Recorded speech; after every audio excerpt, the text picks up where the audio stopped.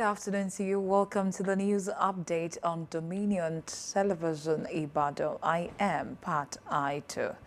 The United States has announced sweeping changes to its non-immigrant visa policy for Nigeria, cutting the duration and conditions under which most Nigerian travelers can enter the country. From the 8th of July, the United States Department of State has said that nearly all non-immigrant and non-diplomatic visas issued to Nigerian citizens will now be single entry and valid for only 3 months. This development is part of a global reciprocity realignment, a sharp shift from previous visa terms, which often allowed for multiple entries over 2 years or more. The National Business and Technical Examinations Board has commenced the selection of pioneer students into federal technical colleges across the country. The Minister of Education, Dr. Olatunji Alausa, discussed this during the opening of the selection exercise held at NAPTEB's headquarters in Benin, Edo State. Alausa, who was represented by the Director of Technology and Science Education and the Ministry, Dr. Muyibat Olodo, said the process is aligned with the recently launched Technical and Vocational Education and Training Program of the Federal Ministry of Education. He noted that the selection exercise is a critical step towards achieving one of the core mandates of the TVET initiative, which was launched on the 30th of May 2025. Oyo State government has reaffirmed its ban on mobile phones, smartwatches and metal eyeglasses in schools, especially during examinations, with a warning that violators will face strict consequences. The Commissioner for Education, Science and Technology, Olusegun Olaiwola, made this known while addressing education stakeholders, including permanent secretaries, inspectors general of education, and heads of departments during a meeting held at the ministry's conference room. Olaiwola emphasized the importance of discipline and integrity and the conduct of examinations, noting that an official circular already prohibits students from bringing mobile phones into school premises and examination venues. A non-governmental organization in the Brown River City, Ibadan, your state capital, has called on well-to-do Nigerians to contribute their quota in alleviating poverty in Nigeria. Our correspondent has a detailed report.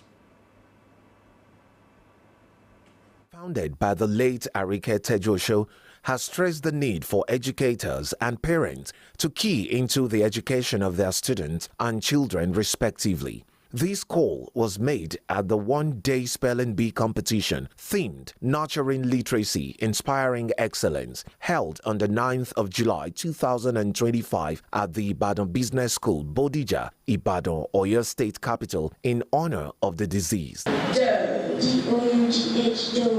is correct. The husband of the founder, Lekon Tejosho, while speaking, described the deceased as a resilient person, confirming her love for education and the passion for children.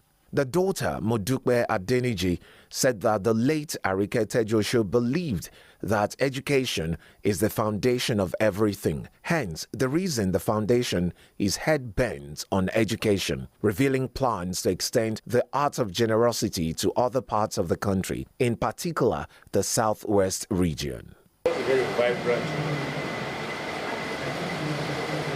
one who's got challenges, like people classes,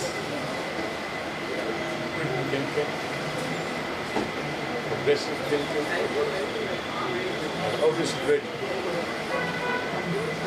face any challenge. Very passionate about education.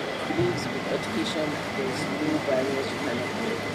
So I'm very happy to hear that this event is being held in her honor. This is the second edition, and it's exciting to hear the children do well in this. And like you said, it's about education. The managing director of Ibadan Literacy Hub and a stakeholder in the Arike Tejosho Foundation, Ayo Tejosho, stated that the foundation came into being as part of efforts to hold the legacy of the late Arike Tejosho. stressing that since its emergence, it has enjoyed partnership with the Oyo State government and other non-governmental organizations. So, we came together and said, let's have something in her honor, especially something that she's passionate about. So that's why the Arike Tedusho Foundation was established, right? So the competition part of it started last year as well. Last year we had an essay writing competition. It was open to students across Nigeria. But this year we are focusing, of course, on our community right here in Ibadan. It's open to schools in Oyo State. About 10 schools were invited. Eventually we had 9 schools participate. But at this point, at the finale, we have 4 schools competing for the grand prize and the cross-runner. For right now, yes, it's about education, it's about literacy, especially, like I said, it's something that the late Arike Tedusho is very passionate about. But apart from that, it's a foundation that we are hoping will also empower the community. She was passionate about education, not just education, she was passionate about the girl child and women empowerment. So maybe over time, we're going to extend some empowerment schemes to not just the children, but to their parents. It's also, an open thing where after this, there's going to be a mentorship session with the students, same as the students who won last year.